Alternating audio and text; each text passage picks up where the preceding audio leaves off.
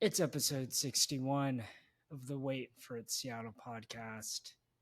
I was convinced it was episode 58. You were time traveling. You had some Yeah. Marvel time traveling action Multiverse. going on. Yep. I was all ready to talk about Fred Brown scoring 58 points, most points in Sonic's history.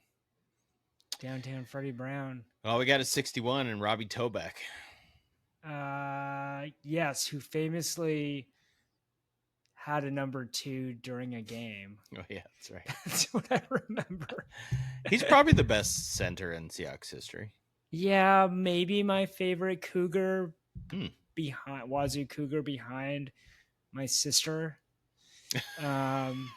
So Good answer. It's like top 3 Cougars of all time, and it's Robbie Tobeck's up there because he was part of that legendary offensive line in 2005 with Walter Jones, Steve Hutchinson. Yep.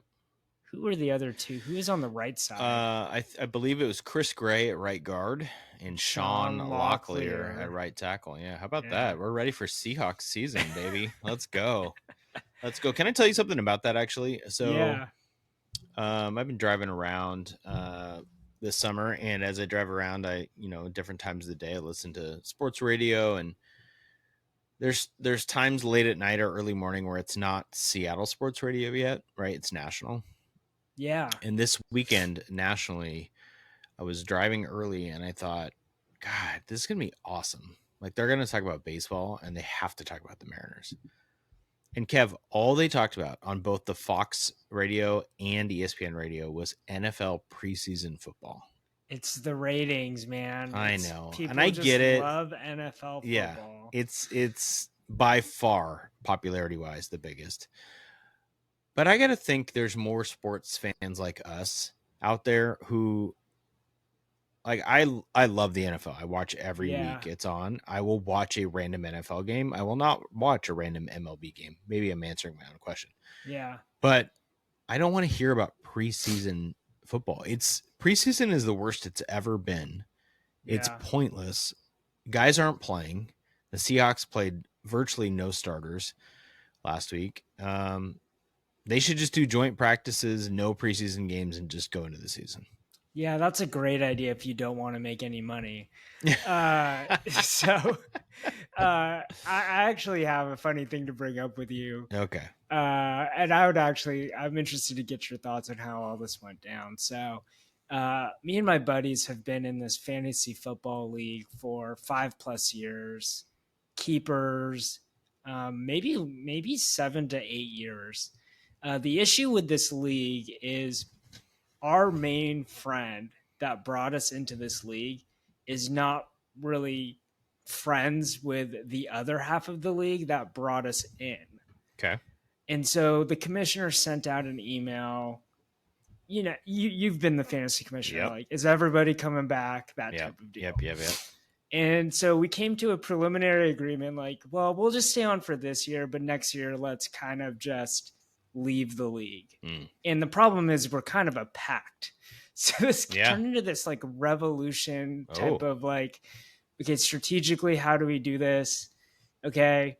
And I just kind of changed my mind basically and said, this is not fun for me. I'm in another league, your league, where I know more people and it's more fun. And so I'm just going to quit. You guys can stay on for another year, but just do what you want to do.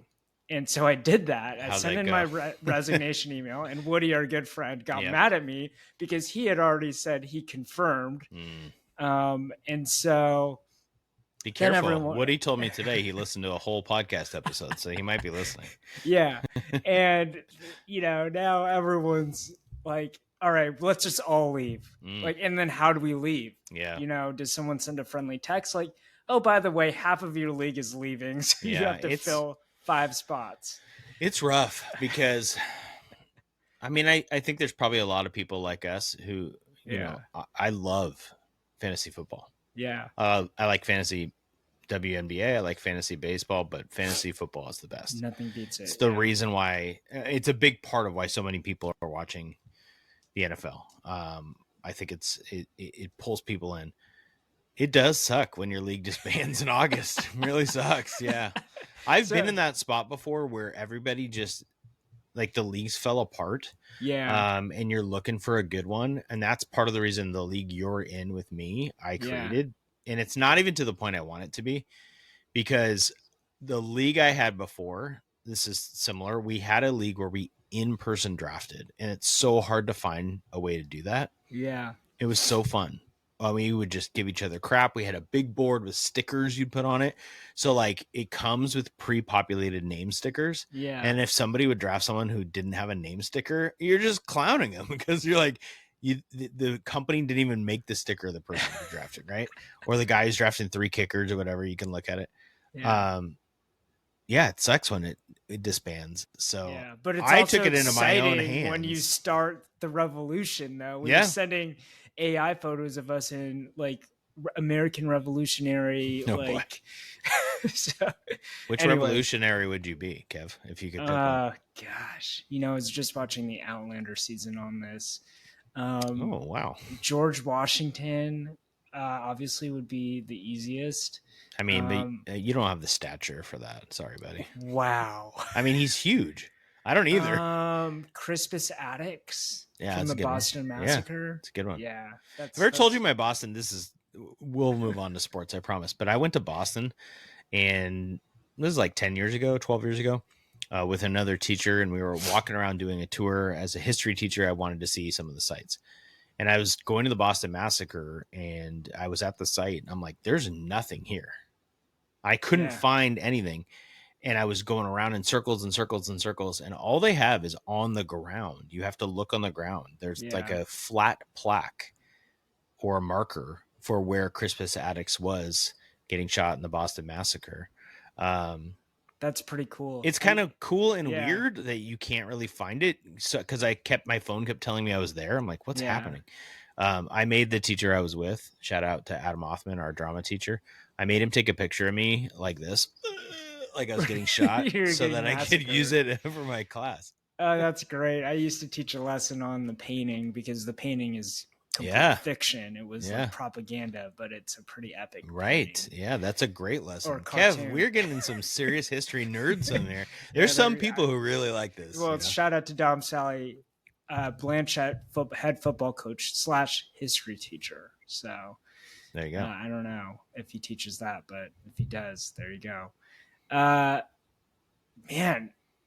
are you feeling good about the Mariners? You're wearing Mariners. I was going to say again. I mean, speaking of history, didn't you witness some history this weekend? Yeah, I witnessed some history. I mean, I'll just tell you my takeaway from. Yeah.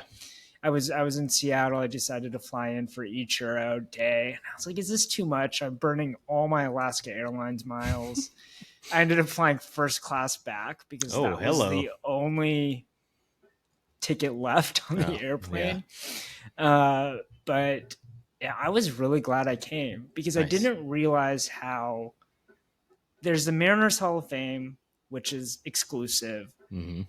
But that has guys like Jamie Moyer, Dan Wilson, nothing on those guys, but they're not baseball Hall of Famers. Baseball Hall of Famers. And that's, I think, one of the prerequisites to get your number retired, which is, I think so. They were saying it's the highest honor. I think it was Chuck Armstrong who got booed, but this is, or John Stanton. John Stanton got booed. Highest honor a team can bestow upon a player, which I think I agree with. Mm-hmm.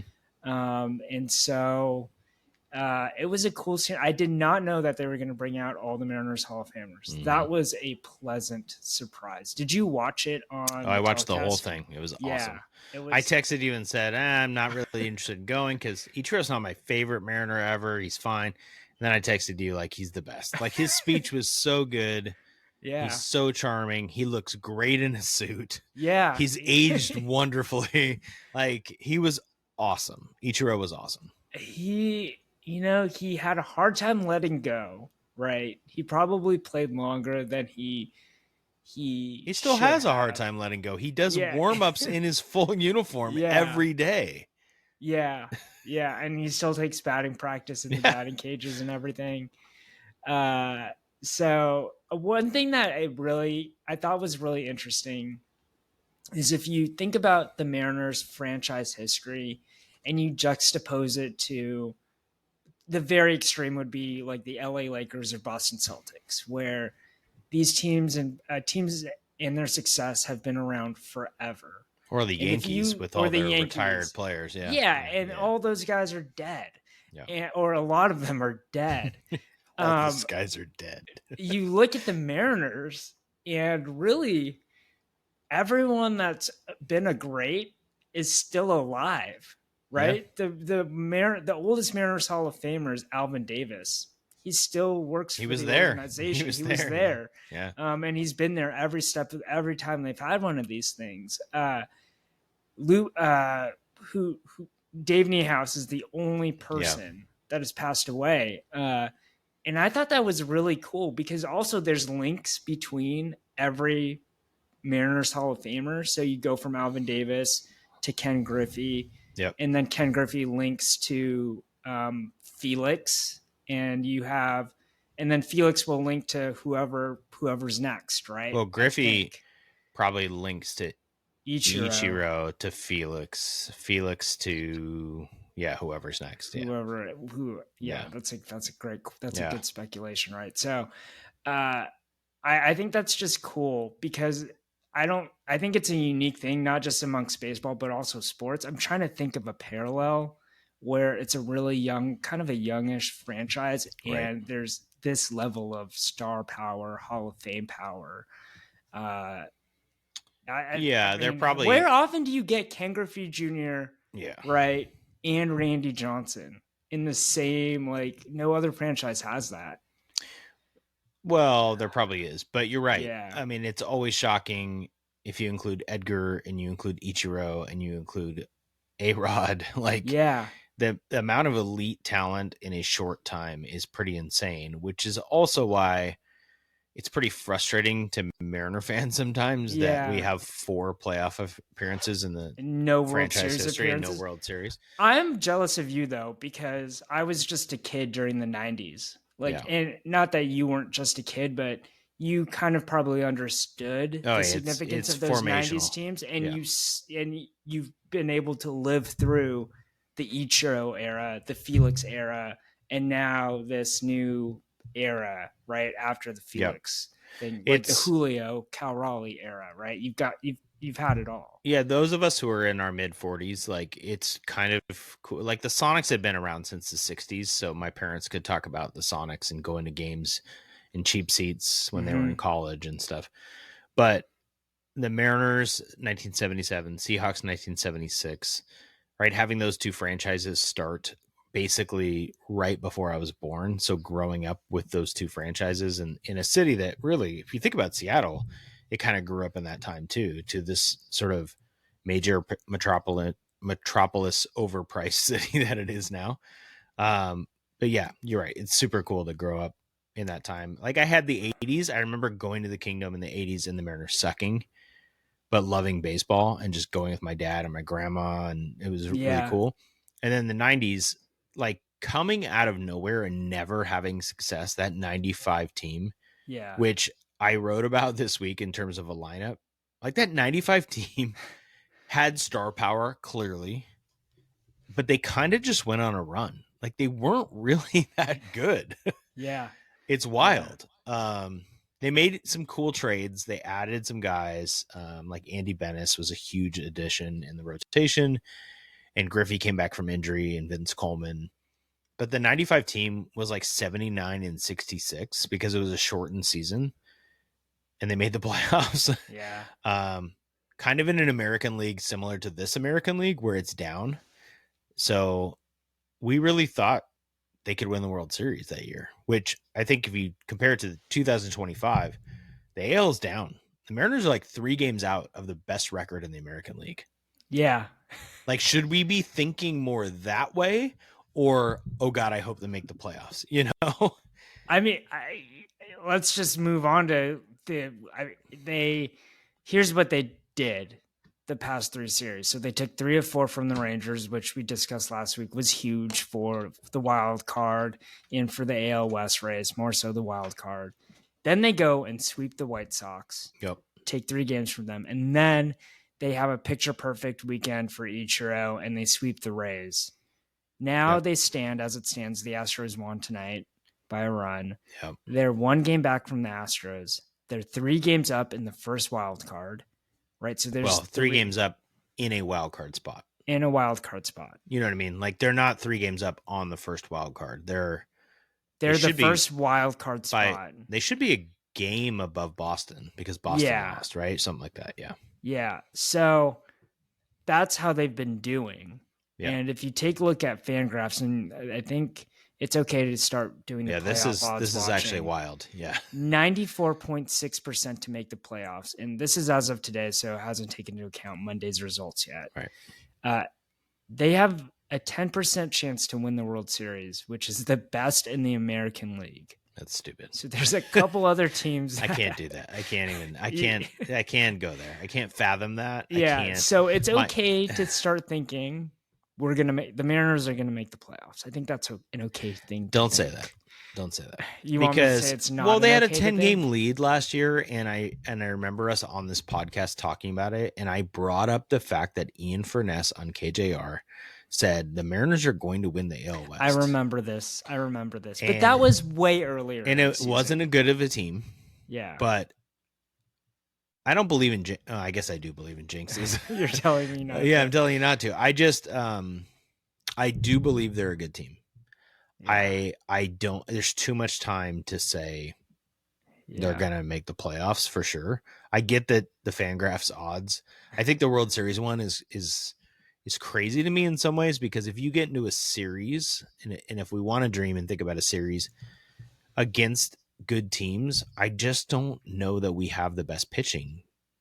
We do depth wise in the rotation, but does that help you in a short series when Tarek Skubal's pitching or Garrett Crochet for the Red? You know what I mean? Like these teams have dudes who are aces.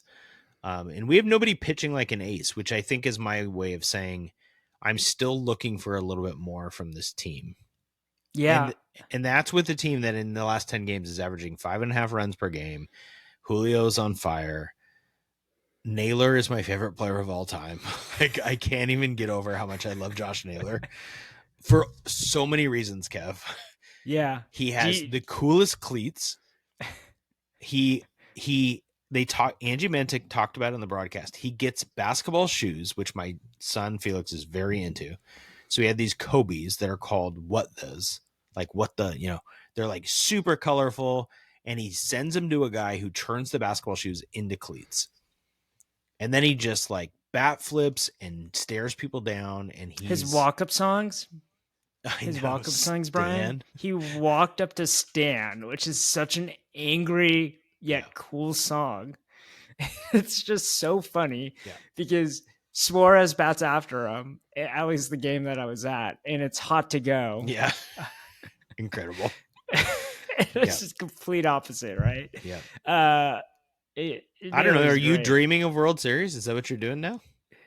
I'm dreaming of the playoffs. Okay. I'm dreaming of the ALDS. I do think that I think it's okay to think that the Mariners are going to make the playoffs. I think it's an okay thought to have. I know everyone is scarred. It's also okay to think the offense is really good.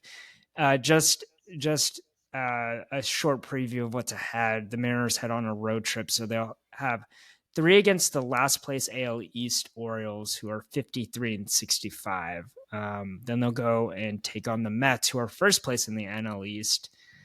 And then they'll have 3 against the Phillies, who are also doing really well. So it could be a tough road trip, but it's also nice because guys like Eugenio Suarez and Julio, who's heating up, and Cal Raleigh, like they don't have to hit at T-Mobile these next 6 games. They get to hit in other parks where it might be more conducive to them hitting better. But I don't know how Julio could be hitting better because he's just been he's been on a streak. He's been well. Let's move to the MP. Anything else on anybody besides Cal Raleigh before we start talking about Cal Raleigh? I mean, I agree with you on Julio. I'm worried about this road. I'm not worried about the road trip because they're playing well, and I'm excited to watch them play. The Orioles, I don't care that they're in last place. They're a good team, or they have good talent, right? So yeah, and it's on the road, right? So you could easily lose 2 of 3 there. Yeah, I think it'd be nice for them to win the series against the Orioles and Mets before the Phillies, so there's less pressure on that series. Yes. But honestly, we should. I mean, I'm going to flip my script here. We should be expecting them to win series at this point. So yeah, and the Mariners themselves are a good team. So as much as we might be scared of these road games, I think these other teams are like, oh no, we have the Mariners. No, they've got to. Brian Wu's going to pitch 6 innings against us no matter what and only give up a run.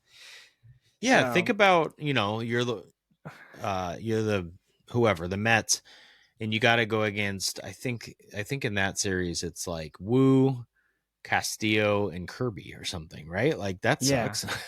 And the lineup is sick. It's a deep lineup. It's really, really good. Imagine, you get through Cal and Julio 2-3, or sorry, Randy, Cal, Julio 1-2-3, and you're like Naylor, Suarez, like that sucks. So, yep. Yeah. Speaking of Cal, let's go to our MVP race watch. So I checked ESPN Bet, and you translate these numbers. Do you have the notes ahead of me? Judge is number 1. And if it says minus 145, what does that mean? Like in layman's terms, that means you have to bet $14.50 to win $10. So $145 to win 100, right? So you have to, plus odds get you, there's a reason something's plus odds. It's not favored to win. So, and Raleigh's, what would I say? Minus 110. Minus 110. So it'd be 11 to win 10, or 110 to win 100. So Judge is back healthy. You can assume he's going to do what he did when he was healthy. Raleigh kind of cold, but I mean, when he hits home runs and he drives in runs. So against the Rays, the past 3 games, 3 for 13, 3 home runs and 8 RBIs. One of those home runs was clutch. Another one was the difference maker in the game. So I'm not complaining. And if this race really turns into who's the best player on the best team, the Mariners are a better team than the Yankees right now. So I think Cal has that plus factor going for him now, which I think is a different conversation than just him being the best catcher historically, right? I think it's another thing to think about. I think that helps him the most, is that the Mariners could end up with a better record. Yep. And right now, so he's 45 home runs and 98 RBIs, and it's August 11th. So his numbers are going to be really, really good. Yeah. I think that's all on the Mariners. Did you have a good time seeing David Artsema on the John Olerud was a nice surprise, honestly. He looked bored as usual. Randy Johnson kind of looked bored, even when Ichiro was talking about him, which was weird. He talked about him for a chunk of time. He totally did. Yeah, he was really nice, and I think he appreciated it. But Randy's just kind of Randy. David Ardsman was funny. Goody looked awesome. Goody's outfit, he looked great. Yeah, everyone's like, Goody. He's still the hottest Mariner. It doesn't matter like how old he is or if he's balding. By the way, Rick Riz's, it was windy. I thought his hair was gonna fall off at one point, man. I was getting a little Riz. Nervous. Yeah. It's great time to be a Mariners fan if you're at that game. Just like, you can't beat it. 2 Carroll. Yeah, I mean, I was talking to someone back-to-backs. I was talking to someone today, and you take this even bigger picture. It's a great time to be a Mariners fan because, like, today we were talking how bummed we were they don't play. Looking forward to them playing is awesome. It's a good feeling in August. So let's hope they have a good week.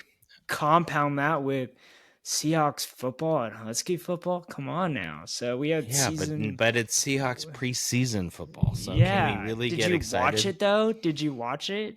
I watched some. Did you watch? I watched some. You watched some. Yeah, I had to watch some of it too. I saw some clips of our boy Gray Zabel blowing people up, and I got excited. Yeah. Did he blow up Max Crosby, or was that just our fullback that did that? He did block. Blow up's probably strong. Zabel played a few snaps. Well, and he got leverage and pushed him back, right? So like he didn't get pushed back into the quarterback.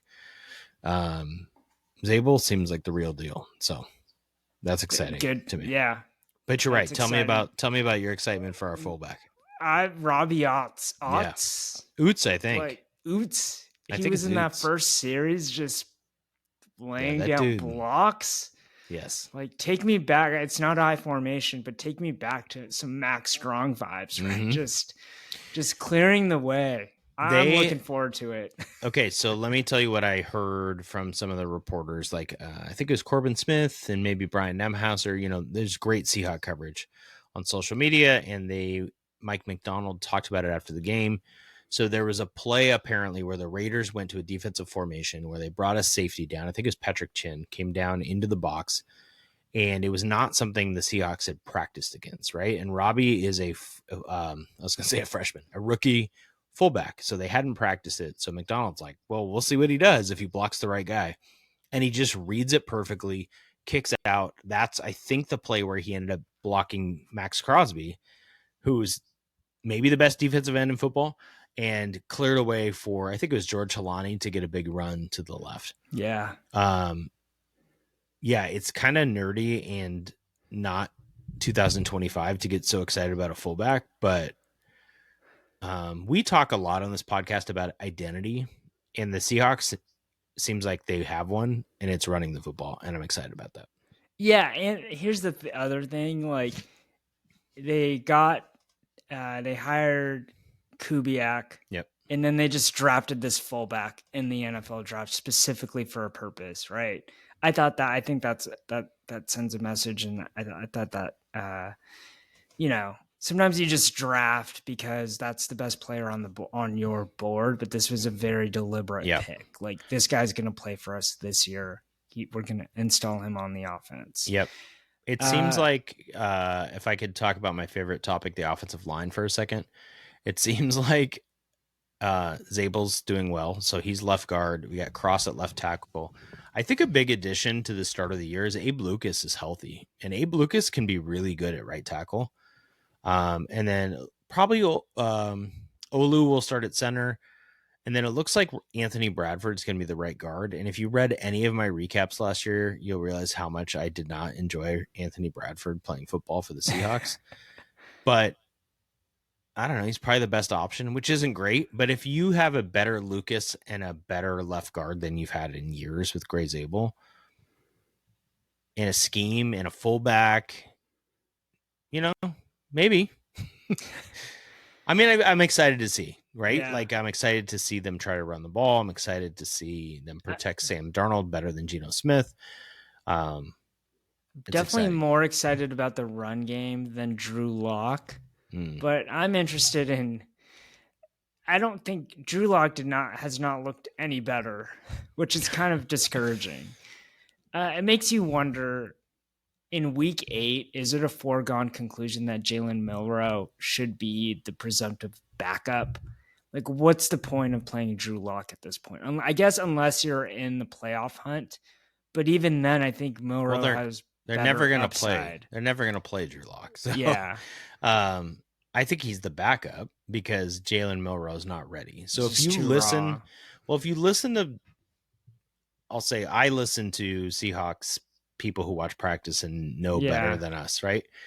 And it sounds like his accuracy and his just like he can make the throws, but his footwork's not there. Like, some of the stuff of just being a polished quarterback is not there. I really hope they use him on game day for some package stuff where he can get out and run. But if you told me like Sam Darnold went down with a season-ending injury, I would 100% want to see Jalen Milroe and just see what happens. Instead of rolling out Drew Lock. I don't want to watch 6-11 football. Like, if it's 6-11, I want Milroe to play. You know what I mean? Yeah. So, and I don't even know if that's an indication of how awesome I think Sam Darnold is. Yeah. It's just the drop off is big. I don't think Drew Lock can go win 10 games. Yeah. I don't think Jalen Milroe can either, but at least you would get him experience. So let's just hope neither of those things happen, Kev. Yeah. And then the last thing is just the short thing on the return of Geno and Pete Carroll.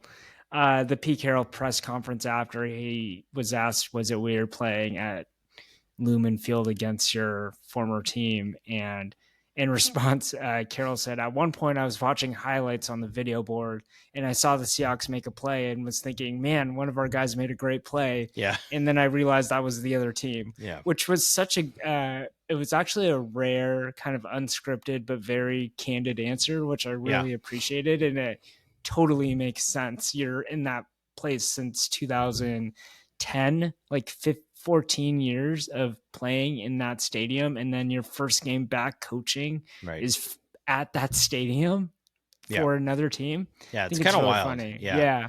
I didn't see the ovation. I'm sure Pete's was huge. I think I heard Geno's he got a good ovation.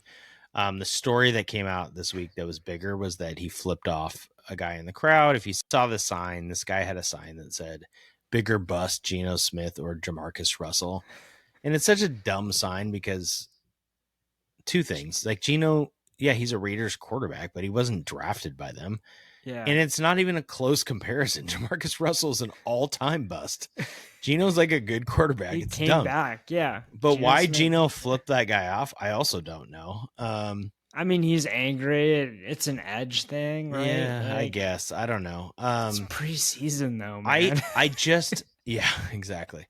I thought on the Brock and Salk show, Mike Salk had an interesting comment this week that I wanted to get your take on. And I don't know where this falls in podcast land when you take a radio segment and make it into a podcast segment. But he said Geno Smith wasn't important enough to boo. That's actually very true. That's what I thought. It's like, wow, great point. And Brock Heward kind of played devil's advocate and was like, he has all these single season records because he had that great year. But Salk was like, Geno didn't win a playoff game in Seattle. Like, what are we booing for? That's dumb. It's a waste of breath. And I thought that's a good point.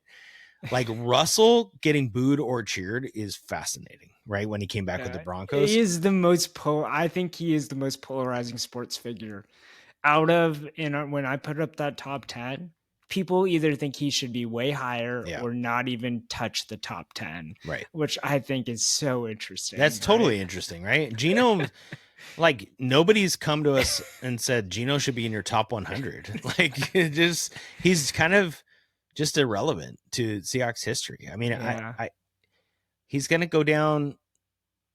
I don't know.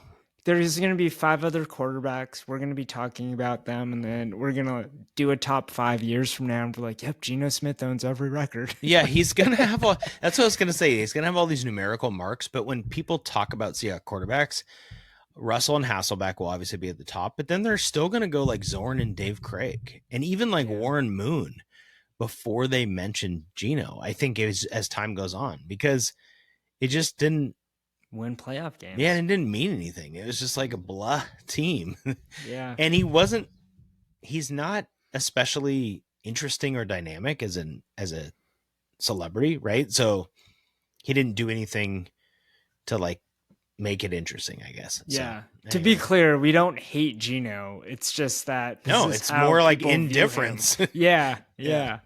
So should we talk about the Sounders? Yeah.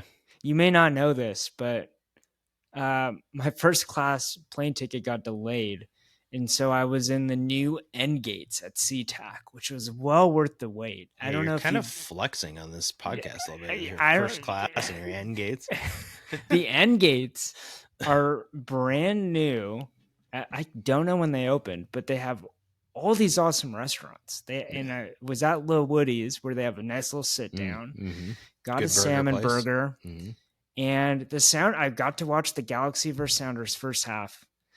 And I think there were 2 goals in the first half. So you watched soccer is what you're saying. Yeah, with a strawberry milkshake. It was great. Now, it totally ruined my appetite for the first class meal. Oh, wow. This is really Yeah, you're really losing some people on this podcast, or you're gaining fans. I don't know. Yeah, which one I it mean, is. I have an Alaska Airlines credit card. That was the only seat left, so I was forced into first class. Yeah. I'm sure. I'm gonna try and give you a couple things that I think are interesting about the Sounders. Yeah. Okay.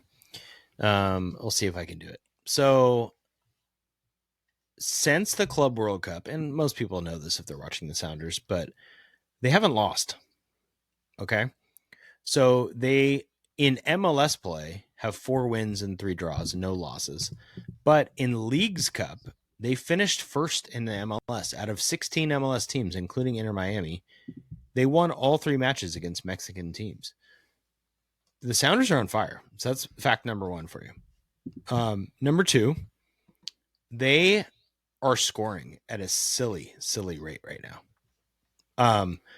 In fact, if I can get back to this page, sorry, as I'm scrolling here, their goal scored, if we just took MLS competition, which takes out Leagues Cup, in which they scored a 7-goal match, crazy.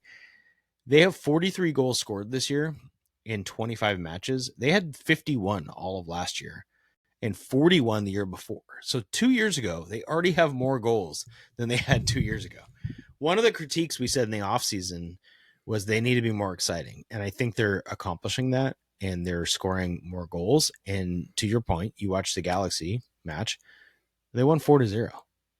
Like, they just score now without Jordan Morris. And maybe I have a friend who thinks it might be because Jordan Morris is not there. Yeah. And it's not a knock on Morris. It's more like style of play. Like, the other guys and Morris might be redundant a little bit. So it like screws up the flow. I don't know, Kev. I know the Mariners are the story. The Sounders are really hot right now. Well, the offenses are hot. There's something in the water. Something in the water. Right? So they're 4th place in the MLS Western Conference right now. Just looking up the standings. Yep. So they got 41 points. They're up 4 points on their arch rivals, the LAFC. I know Portland's the real rival, but I don't know if LAFC is the right. I mean, it's just the hardest team they face. Just can't beat them. It's hard to beat them. I mean, they have, but it's hard to beat them. So they're 4th place, but they're only 4 points out of 2nd place, which is interesting. San Diego's 8 points ahead in 1st, so that'd be tough. It would be nice if they can keep it rolling. Which I think they can. I don't know. They play this week Minnesota, who's really good. Or to me, they're good. I don't know if they're standings wise. No, yeah, they're right above them, so that's a big one. They just got to keep it going. I don't know what else to say. I don't have a ton of soccer analysis here. They need to keep winning. It's interesting they have to balance Leagues Cup as they continue. But they have a favorable schedule. They do play Inter Miami in September. They play Austin in September. They play Vancouver and Portland. So that's kind of a hard stretch. But they get the depth. They got all these young guys playing and scoring. I don't know. It's worth watching the Sounders right now, which you can't always say in the MLS regular Well, they were on FS1, but that just goes to tell you, like, unless I turn on Apple TV, I'm probably not watching the Sounders. Wow, what a downer. I thought we were talking about exciting things. Kevin's just like, wah, wah. Sorry, I'm just transitioning to the saddest part of this podcast. Yeah, I was like, who else do you not want to watch right now, the Kev? Storm Wariometer. Yeah. Or it's like, what level of storm warning? Yeah. Are we looking at a squall, a hurricane, a tsunami? Well, they are free falling. Yeah. They are now in 8th place, which is the last playoff spot. So you're not going to go with my metaphor, is what you're saying? No, I don't know how to go for it. Who sings that song, Free Falling? I don't know. Tom Petty. Tom Petty. Yeah. Yes. They are free falling. Yeah. They are 3-7 in the past 10 games. Oof. They are in danger of not making the playoffs. I know. It's wild. They were at one point 4th place, maybe a couple weeks ago. I was saying, we were talking about whether they were a championship contender. Yep. I don't even know if they're a playoff contender. They're not right now. They suck. They are bad to watch. They are bad defensively. They have no clue as a coaching staff who they're playing and why. Now they're playing Malunga all kinds of minutes, and she's producing, but then they're doing it at the sacrifice of their best defender, Ezi Magabor, instead of figuring out how to play them both or rotate them or offense defense subs. I mean, it's just they're a mess. Even with the acquisition of Brittany Sykes, who was their best player against LA, yet scored they 27 gave up points. Yeah, they gave up like 97 points to LA. And the other problem is the teams around them that they're about to lose playoff spot to, like the Valkyries have the tiebreaker, the Mystics have the tiebreaker, so the Storm are screwed right now. It does not look like a team that can turn it around to me. They look lost. They look like to stick with the metaphor, they're a ship lost out at sea in a giant tsunami. There you go. That works. And we were talking about inconsistent teams, and sometimes they figure it out. Yep. Right? They haven't figured it out the past couple weeks, and so I just think they either they barely make the playoffs because they get lucky, or they just miss the playoffs. But I think it's becoming increasingly more likely that this team's not going to compete for a championship. Yeah, and here's the worst part, right? So they've lost to the Sparks last game, right? Sorry, they gave up 94, not 97. Yeah. They gave up 108. I think it was an overtime game on August 1st. So they've lost twice to the Sparks in the last 5 games. We have the Sparks pick. So every time the Sparks beat the Storm, it's a double loss because we go down in the standings this year and they make it so it's a worse pick in the future. Now throw into that, we've traded away our own pick for Brittany Sykes, who's a free agent at the end of the year. So when we lose, there's no reason to be excited about losing. It just sucks all around. So like, remember we were talking about like, ooh, what if they add Fudd or Olivia Miles to Malunga and they have this future path and all this stuff? They're not even going to get that good of a pick anymore because they have the Aces pick and the Sparks pick. They don't have their own pick. Is it clear on which pick they traded? They traded their own pick, yes. Okay, so they didn't trade one of the ones that they... Okay. It was reported they traded their own pick, which was smart. You have control of your own destiny. Of course, you're going to believe with that veteran team that you're going to turn it around. But now it looks, kind of dumb. That is a great point about losing to the Sparks. Every time they play the Sparks, I get so mad because it's a double loss. It's the worst. So now, like, the Sparks are right behind them. I mean, it's just funny. They need it. Yeah. I'm frustrated with the Storm. I've been frustrated. I've communicated that here. Obviously, people are with me now. I see more and more on Twitter, like, what is happening with their coaching. They make excuses. They're not making adjustments. They're getting out coached every game. I don't know what your excuse would be as a coach when you just trade for Sykes and you have this veteran team. The Storm have 3 All-Stars and the number 2 pick. They can't be the 8 seed. You just can't. Like, you can't be that bad. So, and then, Kev, it goes to your point of, okay, they barely make the playoffs. Well, even as the 4 seed, I already felt like they were going to make the playoffs and get swept in a 3-game series, Yeah. Now they really are. They're going to go play, if they're the 8 seed, they're going to go play the Lynx and get absolutely destroyed. Cool. Fun. So down. Oh, man. On that note, let's move to the top 5. All right. Short thing about the top 5. People listen all the way through, and so we had our abrupt end to the other episode because we thought we were gonna have a guest and we didn't have one. Yeah. And someone texted Eric, our listener, just said, "Wow, he straight up hung up on you. He was so upset about your top 5 last week." Is that what it sounded like? Yeah, it sounded like you hung up on me. That's funny. By the way, we're gonna have a new intro song. What? Okay, by local band Call It Mango, whose singer, maybe not the head person, singer is James Sadberg. Oh, who Big attended Satterberg. the Mariners game with me, and I said, let's mix up the intro song here. We're gonna feature your band, and so I don't even call it know Mango. how to respond to this. I have great memories of James Satterberg doing karaoke at Seattle Preparatory School. Jeremiah was a bullfrog, absolutely destroying it with Miles Mercer. People remember it. It was so good. It was so good. It was great. It was great. And you've seen a lot of Olympic weeks. Yeah, so. they're the karaoke's not always great. That one was good. I was actually telling students recently, just to give context for people before we get in the top 5.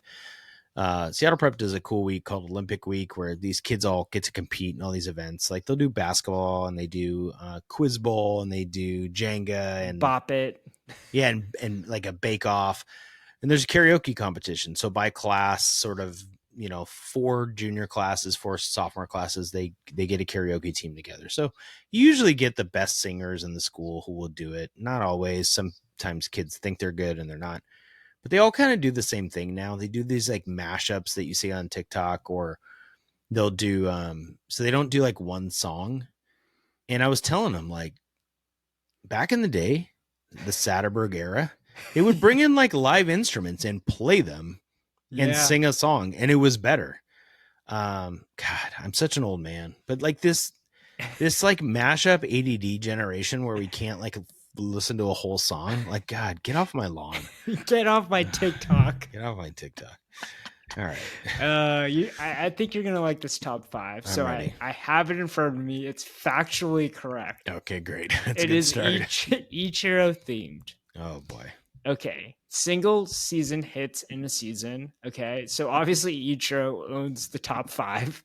Yeah. All right, but I want you to get the other people that, like the 5 other people, the next 5 individuals. So let me give you like some context here. So we have obviously Ichiro all-time record is 262 hits. Yep. So that's number 1. In 2001 he had 242, 07 238, 09 225, 06 224. Okay. So he owns the top 5 spots. Okay. The next person is someone different at number 6. Yep. Okay. Are the next 5 players who are not Ichiro all over 200 hits? No. Okay. There's only 2 other Mariners to eclipse 200 hits in a season. That's interesting. And there's one of them did it twice. Okay. Edgar Martinez. No. That's which stupid. This is shocking. Stupid. I'm going to hang up. Edgar's most hits in a season was in 1995, and he had 182, which was the 23rd, like on the list of all-time hit season. Doesn't even make sense. Yeah, okay. You're upset now. A-Rod. Yes, A-Rod. A-Rod hit like 360 one year, batting in the 2-hole, so he had. So in '96, A-Rod had 215 hits, which is 6th all-time. So Ichiro then goes to number 7, and then A-Rod goes again in '98 for 213. I'm going to say this name. I don't know if he had 200, but I think Brett Boone is in the next. Yes. One. Yeah. Yeah. So 2001 season, maybe? Yeah. So it goes A-Rod, Ichiro, A-Rod, then Ichiro 3 more times, and then Brett Boone in 2001 had 206 hits. Okay. Is he the last 200 then? Yes. So that's 2 guys. We need 3 more names. 3 more who names. are probably in the 190s or high 180s. They're all in the 190s, and one of them you're just not going to get. And it's really? I don't think you're going to get this person. Okay. Yeah. All right. Do you want a hint? I feel like I should give you hints. I have a name I want to say, but I'm afraid to get a strike, which I don't want to live in fear, but I always lose at this. And so I give you hints every time. So yeah, give me a hint. Okay. So this person was an all-star during the Felix era. That's not a great hint. I mean, I gave you like a window of time. Yeah. Felix played for a long time. I feel like Dan Vogelback was an all-star in the Felix era, but he didn't have 190 hits. Okay, this guy was a star. I think Robinson Cano is on this list. Yes. Okay. That's who I was gonna say. Yeah. Okay, so Robinson Cano. Robinson Cano had 195 hits in 2016. Okay, I need two more. So and the what next I would like you to do is yeah. give me a window of time. Yeah, the next guy's in the 80s. Okay, so is Alvin Davis on that list? No. That's all right. I'll take the loss. It's fine. Okay. Phil Bradley in 1985. Wow. Yeah, I wouldn't have got that. Had 192. God, what a year. And here's the one that this is why you were going to lose this no matter what. In 2008, Jose Lopez had 191 hits. Damn. Jose Lopez. I was not going to get that. Yeah, there's just no way. I think if you had said another second base, I would have probably said Harold Reynolds, to be honest. Even though I knew it wouldn't be right. Wow, that's good. Yeah, that's tough. The more shocking thing is Edgar never eclipsed 190 hits. It doesn't even make sense because he hit like 350 one year. But I think he must have had injuries all of those prime years because he would miss games. Yeah. What's crazy about Jose Lopez in 2008, that wasn't even his all-star season. So 06 was his all-star season. Yeah.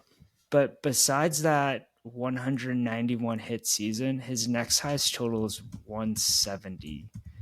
So it's just an interesting, that's he crazy. had a weird pocket of years in Seattle.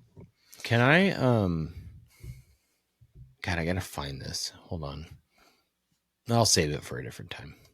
There's a player who had a first half when I was doing some research for best first halves in Mariners history. There's a player named Domingo Santana. Do you remember him? Yes.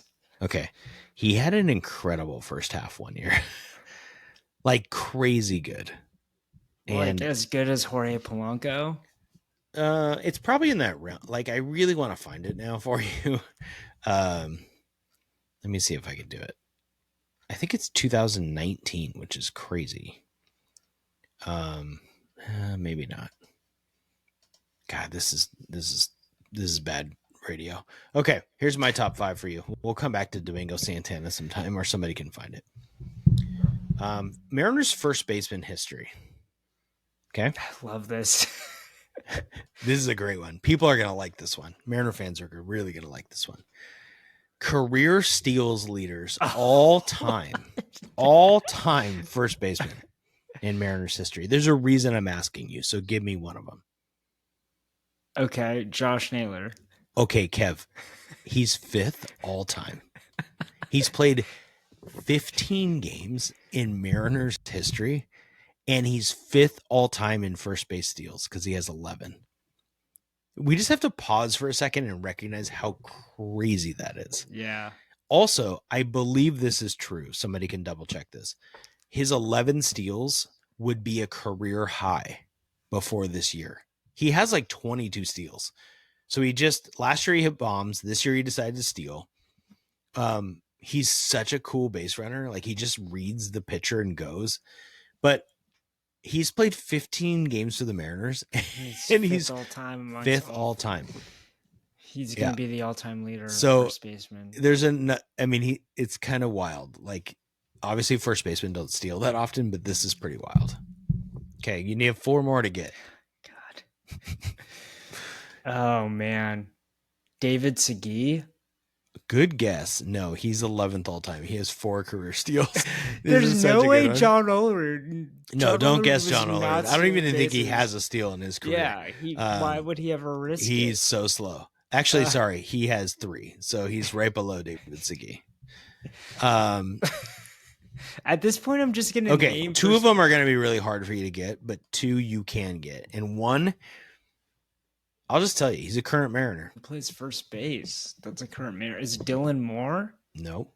Not as a first baseman. That's tricky. It's as a first baseman. So I'm not going to count that as a strike. Thank you. I appreciate that. Yeah, no problem. Who's kind of sneaky, speedy, not currently on the roster, but is on the roster because he's hurt. That's a big clue. Not Locklear. No, he's not on the roster. He's not hurt. He's on a different team. Kev, people are dying right now. He has 2 more than Josh Naylor. He's only played 186 games. but he's played. I don't know. I think he's played 186 games at first base as a Mariner. That would be crazy. I don't know who you're talking about. Luke Raley. Oh, Luke Raley. Don't yawn on our podcast. He has 13 steals, tied with Logan Morrison. 13 steals as a first baseman. Lomo. Okay. It's even Josh Naylor. Josh Naylor is 3 steals away from becoming third all time in Mariners first base history. He's 6 steals away from becoming second all time. Bruce Bochy from the late 70s has 16 steals. The first place is Dan Meyer, who was a good player way back when. You never would have gotten it. 41 steals as a first baseman. Wait. So Bruce Bochy played for the Mariners? It's different Bruce Bochy. Okay. There's 2 Bruce Bochys in baseball history. Even better. Yes. What a crazy... Yeah. I just had to throw it out there because I was like, I wonder where Josh Naylor is all time in steals already. And the list of Mariners first baseman in steals, like Tino Martinez, 3 all time. Richie Sexton, 4 all time. Spezio, 4 all time. Alvin Davis, Scott Spezio, 7 all time. Yonder Alonso, 1. Mike Carp, 1. Played for the Justin Carp. Smoke, 1. It's amazing. And then Josh Naylor has 11. Yeah, what's amazing is pretty much all those first basemen sucked. I know. Well, that's part of it. Is like if you go through the history of first baseman. Let me give you this as a bonus for the people listening who are sticking with us. If you go all-time career WAR for first baseman, I probably should have given you that one because you would have done a little bit better. Luke Raley's 10th all-time career WAR. Josh Naylor's 18th already. He's played 15 games. I really think they need to extend him as soon as possible. Kev, I want him I think here. Before the 15th. I think his agent needs to be working hard because this is as high as his. I think I would. It's a good point, but I think I've listened to people say this on sports radio. It's on Twitter. People are like, extend him. It's a 2-way street. And they talked about this when he got traded here. He's never been a free agent, right? We've talked about this in baseball. You get these arbitration years, and you get like one shot for most of these guys for free agency. So I love Josh Naylor. I would not blame him if he wants to go test the market and see what that looks like. And kind of, it's like going on recruiting visits, right? You do all this college stuff. Yeah. Why would you not want to go hear the winter meetings from everybody's pitch? Well, and this is what you're leading up to anyways, right? So but was one of if the he wants, I learned. If he wants to agree to an extension, I'm giving it to him. I really think, even if Geno doesn't resign, if you had Naylor next year with this group and this pitching, and then let's say you throw in a Cade Anderson maybe down the stretch as something, you could roll. Nobody's going to want to hear this, but you could roll with Ben Williamson at third base next year or a free agent and not have Geno. But if you had Josh Naylor, your lineup's looking good because Polanco's going to be back, Julio's back, Raleigh's Cal's back, Randy's back. Like, pretty good. Back. Yeah. But run it back. Please don't let Naylor and Suarez go. And then we are like, Adam Lind came out of retirement to play first base. 4th all time in steals. Exactly. All right. Well, I think that's it. Are you going anywhere? Are you watching any games or? I'll be watching as many Mariner games as I can this week. Yep. I'm going to Bend, Oregon next weekend. I'll be heading up the DraftKings app. Shout out to DraftKings. And what's next Sunday? We won't be able to talk about this till afterwards. Is the Little League special game, and it's the Mets and Mariners. Also, I've heard that the Washington State Little League team has made it too. Yeah, Bonnie Lake. It's Bonnie Lake. Going to the Little League World Series. Yeah. But as you know, I'm a degenerate, and I'm in a fantasy sports league where we have one of our sports is Little League World Series. So we're going to be rooting for the Caribbean this year. That's what we're rooting for. So. There you go. All right, Eric, thanks for listening to the end. I didn't hang up on Kev, even though that was a hard trivia question. Yeah. We'll see everybody next week. Thanks for listening.